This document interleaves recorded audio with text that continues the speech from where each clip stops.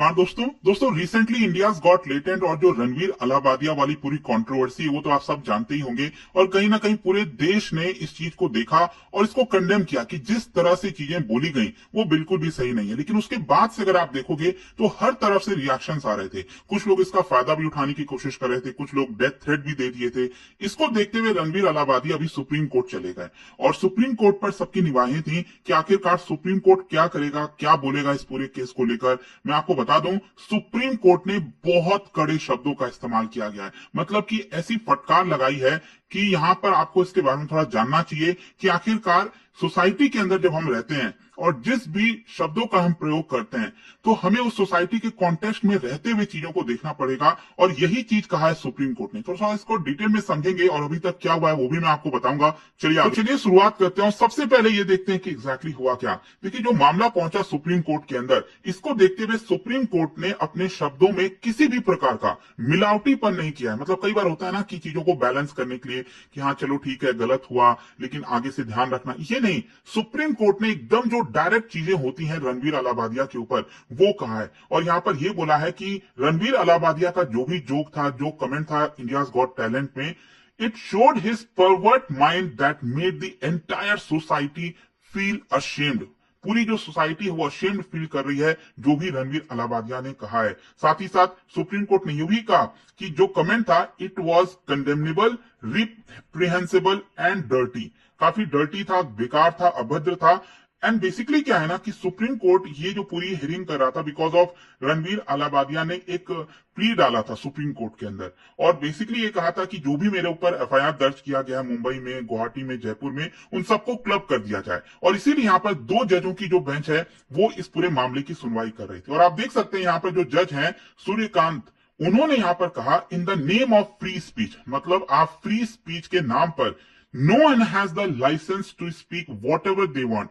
मतलब हमारे देश में आपको फंडामेंटल राइट मिला है फ्री स्पीच का। मतलब इसका मतलब ये नहीं है कि आपको लाइसेंस मिल गया कि आप जो चाहे बोल सकते हो against the norms of society. तो यही चीज मैं आपसे कह रहा हूं कि हर एक देश में, अब देखिए क्या है, वेस्टर्न कल्चर में या फिर कहीं और कुछ हो रहा है वो एक अलग चीज है।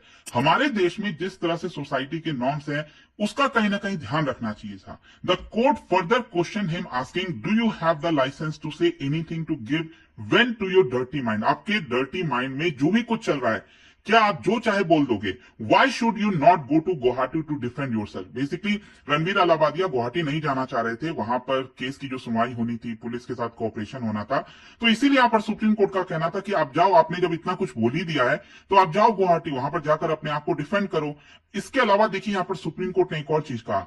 जब जो जो शब्द यहाँ पर रणवीर अलाहाबादिया ने यूज किया है, it showed your deprived mind. मतलब आपका जो माइंड है ना वो चरित्रहीन हो गया है, डर्टी हो गया है, इसलिए आपने इस तरह के चीजों का प्रयोग किया। तो एक प्रकार से सुप्रीम कोर्ट जो है वो बहुत स्ट्रांग डिसअप्रूवल दिखा रहा था रणवीर अलाहाबादिया की तरफ।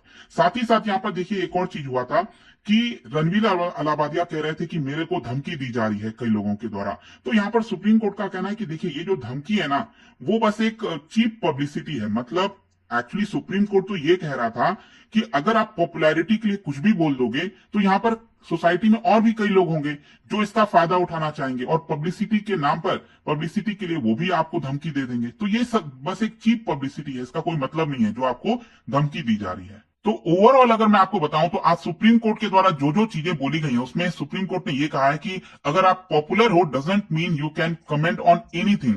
तो जरूरी नहीं है कि आप पॉपुलर हो गए तो आप कुछ भी किसी को भी बोल दोगे। There is something very dirty in his mind which has been vomited by him on the programme. तो कहीं ना कहीं सुप्रीम कोर्ट इस चीज को मान रहा है कि रणवीर अलाहाबादिया के मन में, माइंड में कुछ डर्टी होगा, इसी की वजह से वो चीजें बोले जा रहे हैं। Why should the court favour me, court क्यों फेवर करेगा उनको? If this is not obscene, अगर ये अश्लीलता नहीं है तब और क्या है? You can show your vulgarity any time and show the depravity. और देखिए सुप्रीम कोर्ट ने एक और चीज बोला। सुप्रीम कोर्ट का कहना था कि यहां पर जो रणवीर अलाहाबादिया है it should be ashamed as to what he has done to his parent. तो कहीं ना कहीं सुप्रीम कोर्ट उनके पेरेंट्स के प्रति भी सहानुभूति दिखा रहा था। वो कह रहा था कि आज उनके पेरेंट्स को कितना अशेम्ड फील हो रहा होगा। और सुप्रीम कोर्ट ने यह भी बात बोली कि यहां पर हमें पता है कि आपने ये जो जो चीजें बोली है उसको कहां से कॉपी किया है। तो आपको पता ही होगा कि ये ऑस्ट्रेलियन शो ट्रूथ और ड्रिंक, उसके अंदर ये चीज बोला गया था और वही चीज उठाकर रणवीर अलाबादिया ने इंडियाज गॉट टैलेंट में बोल दिया। तो सुप्रीम कोर्ट का कहना था, एक प्रकार से वो इशारा कर रहे थे कि ये प्री प्लान था, आपको पता था आप क्या बोल रहे हो। ऐसा नहीं है कि कोई अचानक से आप कोई जोक चल रहा है, आपस में बातचीत हो रही है, तब आपने बोल दिया। ये तो आपको पता था, तब आपने यहाँ पर ये चीजें बोली है। खैर, मैं आपको एक और चीज बता दूं कि सुप्रीम कोर्ट ने रणवीर अलाबादिया को रिलीफ दिया है।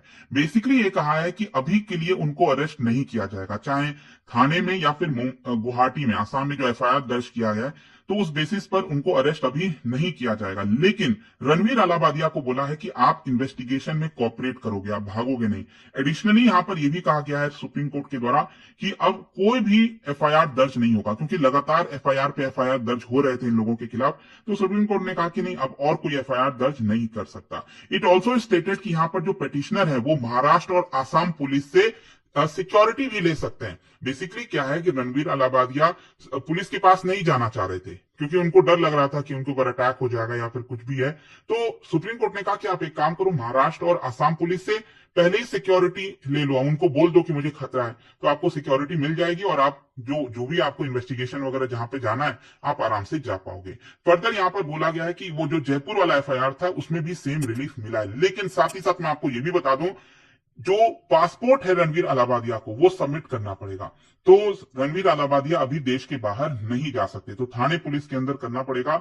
और कोर्ट ने यहां पर पिटिशनर को यह भी कहा है कि आप अभी के लिए कोई भी शो कंडक्ट नहीं कर सकते, अपने आप को रिफ्रेन करिए, जब तक कोई और आगे चीजें नहीं हो जाती आपको कोई और शो नहीं करना है। और अभी तक क्या क्या हुआ मैं आपको बता देता हूं। बेसिकली फ्राइडे को अगर आप देखोगे तो रणवीर अलाबादिया के जो लॉयर हैं अभिनव चंद्रचूड़, उन्होंने अर्जेंट हियरिंग के लिए अपील किया था सुप्रीम कोर्ट में। और उस समय जो चीफ जस्टिस है संजीव खन्ना, उन्होंने कहा था कि 2 से 3 दिन के अंदर आपका जो मैटर है उसको लिस्ट कर दिया जाएगा। और इसीलिए आज यहां पर सुप्रीम कोर्ट के द्वारा यह बयान आया। फर्दर यहां पर आप देख सकते हो रणवीर अलाबादिया, समय रैना और बाकी लोगों के खिलाफ पूरे देश भर में कई जगह एफआईआर दर्ज किया गया है। आसाम पुलिस ने यहां पर अलाबादिया को क्वेश्चनिंग के लिए बुलाया था और साथ ही साथ 24 फरवरी को महाराष्ट्र साइबर सेल ने भी बुलाया है। समय रैना एक्चुअली क्या है, उनको भी बुलाया गया है, समन किया गया है साइबर सेल के द्वारा ट्यूसडे को। एक ज्वाइंट स्टेटमेंट जारी किया गया था अभी मुंबई और गुवाहाटी पुलिस के द्वारा, और उन्होंने कंफर्म किया कि Ranveer Allahbadia they are unreachable right now. ठीक है, तो वो अभी रीचेबल नहीं है डिस्पाइट इतने सारे एफआईआर दर्ज हुए हैं। फिर ये मामला नेशनल कमीशन फॉर वुमेन के पास भी गया, उन्होंने भी समन किया है अलाबादिया, रैना और कई लोगों को। लेकिन अभी क्या है कि यहाँ पर सिक्योरिटी के चलते वो लोग अभी इसको ज्वाइन नहीं कर पा रहे हैं। रणवीर अलाबादिया ने यहाँ पर ये कहा कि मुझे डेथ थ्रेट मिला है, और इसीलिए नेशनल कमीशन फॉर वुमेन ने उनका जो रिक्वेस्ट है उसको देखते हुए 6 मार्च को बुलाया है। फिर इसके अलावा जसप्रीत सिंह, वो भी उस शो में थे, वो अभी पेरिस में है, तो इसको देखते हुए यहाँ पर 10 तारीख को वो आएंगे इंडिया और 11 मार्च को वो हियरिंग के लिए जाएंगे। समय रैना भी आपको पता है अभी यूएस टूर पर गए हुए हैं, तो वो भी 11 मार्च को ज्वाइन करेंगे। फर्दर यहाँ पर समय रैना आपको पता ही है, उन्होंने पहले ही अपॉलॉजी दे दिया है और कहा है कि ये मेरे लिए बहुत मुश्किल है हैंडल करना, और इसीलिए जितने भी शोज हैं इंडियाज गॉट टैलेंट को वो मैं डिलीट कर रहा हूं। तो वो सब कुछ अभी हट चुका है इंटरनेट से। लेकिन देखिए यहाँ पर कई लोग जानना चाहेंगे कि आखिरकार कानूनी हिसाब से कौन सा यहाँ पर जो कानून है, सेक्शन है, वो उनके ऊपर लगा है। भारतीय न्याय संहिता जो अभी नया नया कानून आया है क्रिमिनल लॉज, उसमें अगर आप देखोगे तो सेक्शन 294 ये कहता है कि it punishes those who sell, import, export, advertise और प्रॉफिट फ्रॉम ऑब्सीन मटेरियल।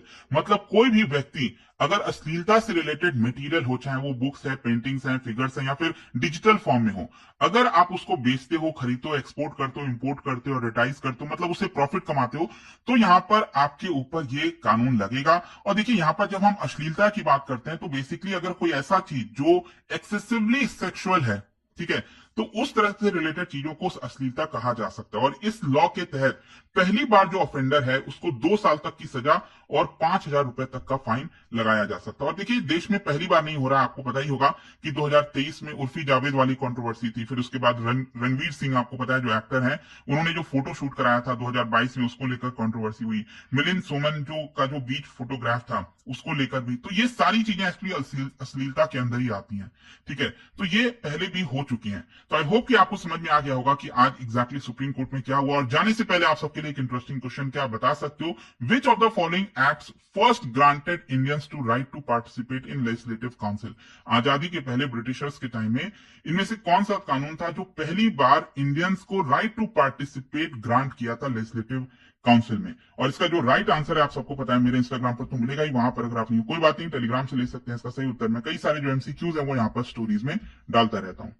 दोस्तों, यूपीएससी एस्पिरेंट्स हो या बनने वाले हो, मेरे पास है आपके लिए game changing opportunity, study IQ का नया संपूर्ण बैच। सोचिए, एक कॉम्प्रिहेंसिव प्रोग्राम जिसमें मिलेगा सब कुछ, टॉप एजुकेटर्स के साथ 1000+ आवर्स की लाइव क्लासेस, पर्सनलाइज्ड मेंटरशिप और हैंड रिटन नोट से लेकर पीआरपी, एमआरपी जैसे